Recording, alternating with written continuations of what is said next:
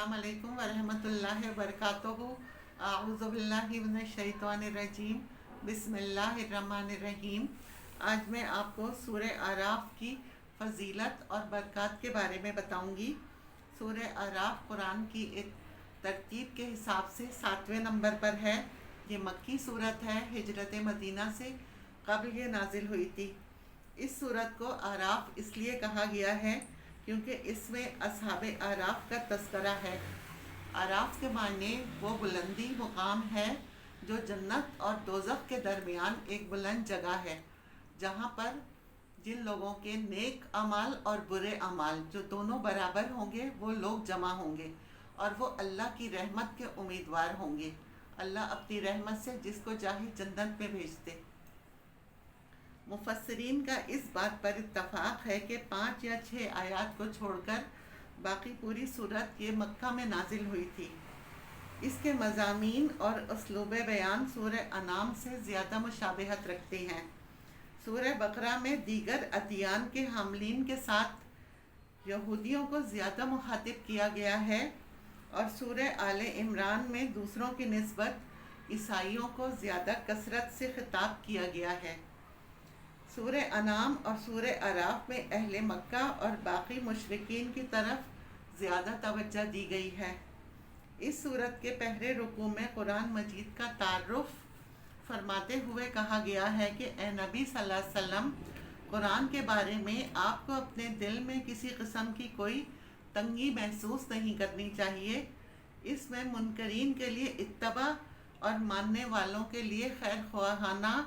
नसीहत पाई जाती है। इसलिए मोमिनों को सिर्फ इस बात का पाबंद रखा गया है कि वह अपने रब की नाजिल करदा हिदायत की इत्तबा करें। अल्लाह ताला की हिदायत को छोड़कर किसी बुज़ुर्ग, किसी वली या किसी खैरख्वाह की बात को अल्लाह के फरमान के से मुक़द्दम नहीं माने। लेकिन खुली और वाज़ेह हिदायत के बावजूद थोड़े ही लोग हैं जो कुरान की इस नसीहत पर अमल नहीं करते। इसके बाद नाफरमान अक़वाम का अंजाम बयान करते हुए वजाहत फरमाई है कि क़यामत के रोज़ हर किसी के आमाल को अदल के तराजू में तोला जाएगा। जिसकी नेकियों का पलड़ा भारी होगा वो कामयाब होगा, जिनकी नेकियों के मुकाबले में गुनाह भारी होंगे वो हमेशा के लिए ज़िल्लत और रुसवाई से दो चार होंगे। फिर वाज़े कर दिया कि अल्लाह ताला अंबिया कराम से उनकी ज़िम्मेदारियों के हवाले से सवाल करेंगे और उनकी दावत के मुकाबले में जिन लोगों ने इनकार और इन्हिराफ का रवैया इख्तियार किया उन्हें पूरी तरह एहतसाब किया जाएगा। इसके बाद अंबिया और शैतान की जिबलत का फ़र्क बयान करके उनके आपस के अज़बी और अब्दी कशमकश का तस्करा किया है, जिसमें वाज़ेह इशारा है कि इंसान वो है जो अपने बाप आदम अलैहिस्सलाम की इत्तबा में गलती का एतराफ़ करके अपने रब से मुआज़रत ख्वाह रहे, और शैतान वो है जो गलती करने के बाद इसका जवाज़ पेश करके इस पे अड़ जाए, बेशक वह जिन्नात में से हो या बनी नौ इंसान में से हो। फिर आयत नंबर 40 में 2 और 2-4 की तरह वाज़े किया गया है कि जिन लोगों ने शैतान की तरह तकब्बुर किया उनका जन्नत में दाखिल होना इस तरह महाल है जिस तरह ऊँट का सुई के सुराख से गुज़रना महाल है। इसके साथ जन्नतियों का जन्नत में जाने के बाद और जहन्नमियों का जहन्नुम में जाने के बाद उनकी आपस में होने वाली गुफ्तगू का जिक्र है, ताकि लोगों को मालूम हो कि नेकों और बुरों में क्या फ़र्क होगा। जहन्नमियों का इकरार जुर्म उन्हें कुछ फ़ायदा ना देगा। जो इंसान दुनिया में अपने गुनाहों का इकरार करके अल्लाह ताला से अपने गुनाहों की माफ़ी मांगकर और अपने बाप हज़रत आदम अलैहिस्सलाम की तरह रब की बारगाह में सरखुरू हो जाए, तौहीद को ठुकराने वाली कौम, कौम आद, कौम लूत, कौम नूह, कौम समूद, कौम मदाइन और कौम फ़िरौन के किरदार का तफसीली तस्करा करके उनका इबरतनाक अंजाम बयान किया है, ताकि उनके बाद आने वाले लोगों को इस किरदार और इस अंजाम से बचाया जाए। اس صورت کی 172 آیات میں اس عہد کا ذکر کیا ہے جو آدم اور اس کی اولاد سے روز آفرینش کیا گیا ہے، جس میں ذکر ہے کہ اچھی طرح غور کر لو میں تمہارا رب ہوں یا نہیں۔ تمام بنی نوع انسان نے اللہ تعالیٰ کی ذات کا اقرار کیا کہ کیوں نہیں، اور کون ہمارا رب ہو سکتا ہے۔ اس اقرار کے بعد فرمایا اب تمہارا یہ بہانہ نہیں چلے گا کہ ہمارے آباء و اجداد یعنی ہمارے باپ دادا شرک کرتے رہے، جن کی وجہ سے ہم ایسے سنگین جرم کے مجرم بنے۔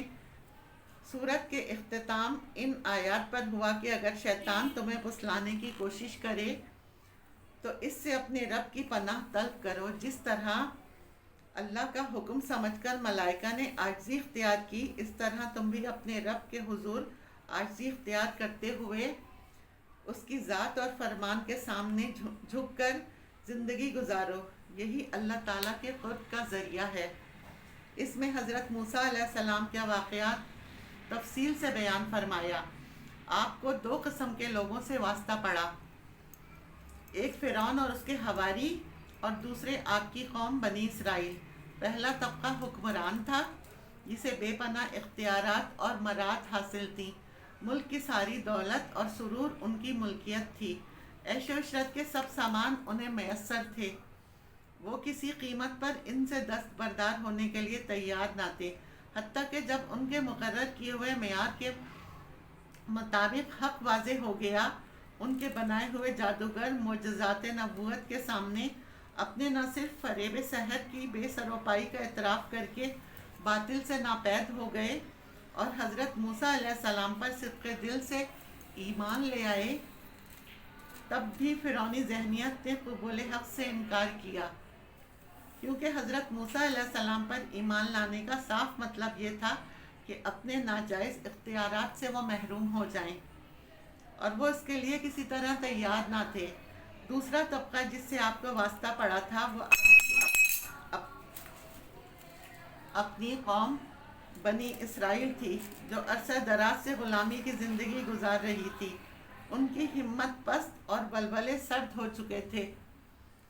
ذلت کی پستیوں میں پڑے رہنے سے بڑی ذلت محسوس کرتے تھے، عزت کی بلندیوں کی جدوجہد کے لیے وہ آمادہ نہ تھے، وہ چاہتے تھے کہ لڑے بغیر فتوحات کے دروازے ان پر کھول دیے جائیں،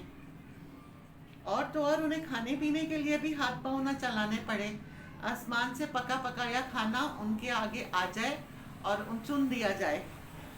چنانچہ جب حضرت موسیٰ کی برکت سے وہ 2 فرعونیوں کی غلامی سے آزاد ہو کر وادی سنہا میں پہنچے اور وہاں کے بت پرستوں کو دیکھا تو حضرت موسیٰ سے اپنے لیے ایسے ہی بت خانے کی فرمائش شروع کر دی۔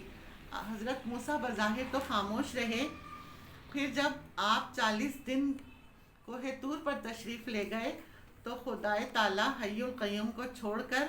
سامری کے بنائے بچھڑے کی پرستش ان کی قوم نے شروع کر دی۔ ان تمام واقعات پہ حقیقت واضح ہو جاتی ہے کہ احکام الہی سے وابستہ باہم سرکشی ایسی ہی غلامانہ افراد و قوم کی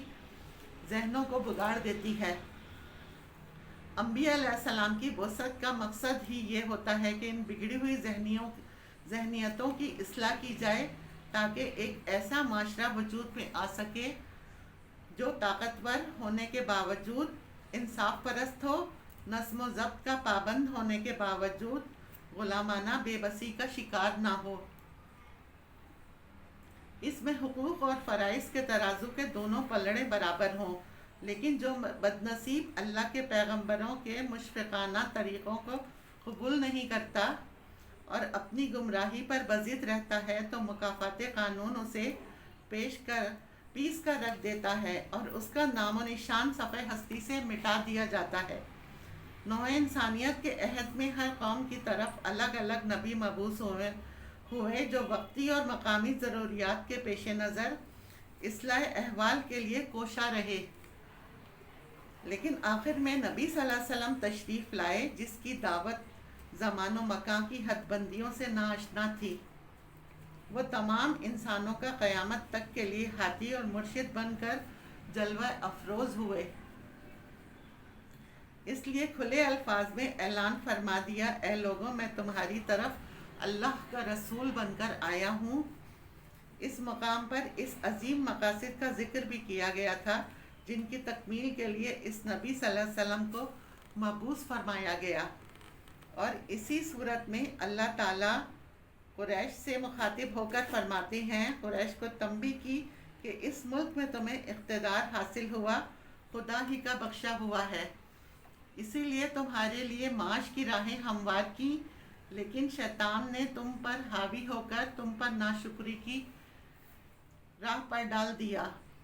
آدم اور ابلیس کی معاشرت کا حوالہ کہ شیطان نے ذریت آدم کو جو دھمکی دی تھی کہ وہ ان کو اپنی چالوں میں گمراہ کر کے چھوڑے گا، ان کی اکثریت خدا کی نافرمان اور ناشکری بن جائے گی، اور اس نے وہ دھمکی سچ کر دکھائی۔ جس طرح اس نے آدم اور حوا کو جنت سے نکلوایا، اسی طرح اس نے اپنا فریب تم پر چلایا ہے، تو تم شیطان کے چکموں میں آ کر اس کی امیدوں کا سامان نہ کرو۔ اس صورت کی تقریر کا مرکزی مضمون دعوت رسالت ہے۔ ساری گفتگو کا مدعا یہ ہے کہ مخاطبوں کو خدا کے فرستادہ پیغمبروں کی پیروی اختیار کرنے پر آمادہ کیا جائے، لیکن اس دعوت میں انداز تنبیہ کا رنگ زیادہ پایا جاتا ہے، کیونکہ جو لوگ مخاطب ہیں اہل مکہ کو انہیں سمجھاتے سمجھاتے ایک طویل زمانہ گزر چکا تھا، اور اس کی ہٹ دھرمی اس حد کو پہنچ چکی ہے کہ عنقریب پیغمبر کو ان سے مخاطب کر کے دوسروں کی طرف رجوع کرنے کا حکم ملنے والا ہے۔ اس لیے تفہیمی انداز میں قبول رسالت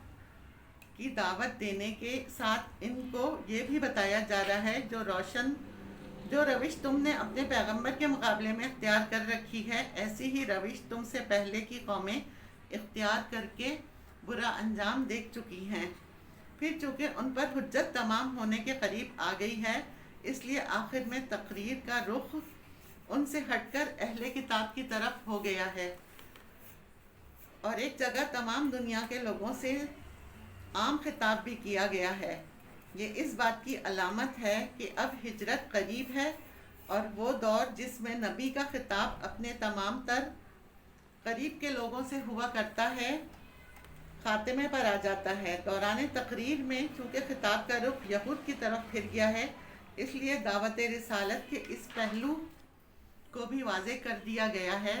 کہ پیغمبر پر ایمان لانے کے بعد اس کے ساتھ منافقانہ روش اختیار کرنے اور سماع اور اطاعت کا عہد استوار کرنے کے بعد اسے توڑ دینے اور حق اور باطل کی تمیز سے واقف ہونے کے بعد باطل پرستی میں مستفرق رہنے کا انجام کیا ہے۔ سورت کے آخر میں نبی صلی اللہ علیہ وسلم اور آپ کے صحابہ کو حکمت تبلیغ کے متعلق چند اہم ہدایات دی گئی ہیں، اور خصوصیت کے ساتھ انہیں نصیحت کی گئی ہے کہ مخالفین کی اشتعال انگیزیوں کے مقابلے میں صبر و ضبط سے کام لیں، اور جذبات میں مبتلا ہو کر کوئی ایسا قدم نہ اٹھائیں جو اصلاح مقصد کو نقصان پہنچانے والا ہو۔ یہ ہے سورہ اعراف۔ اب اس کے بینیفٹس اگر ہم دیکھیں، سورہ اعراف کی جو آیت ہے الف لام میم صاد سے لے کر آیت نمبر 112 تک، جو شخص بعد نماز عشاء پڑھے گا اسے کبھی کوئی تنگی نہیں آئے گی، اللہ تعالیٰ اس کے لیے ہر معاملے میں آسانی فرمائیں گے۔ جو شخص اس سورت کو ہر مہینے پڑھے گا وہ بروز قیامت کوئی خوف نہ رکھے گا۔ ایک ماہ میں 3 مرتبہ یہ سورت پڑھنا ہر جابر حاکم سے محفوظ رکھتی ہے،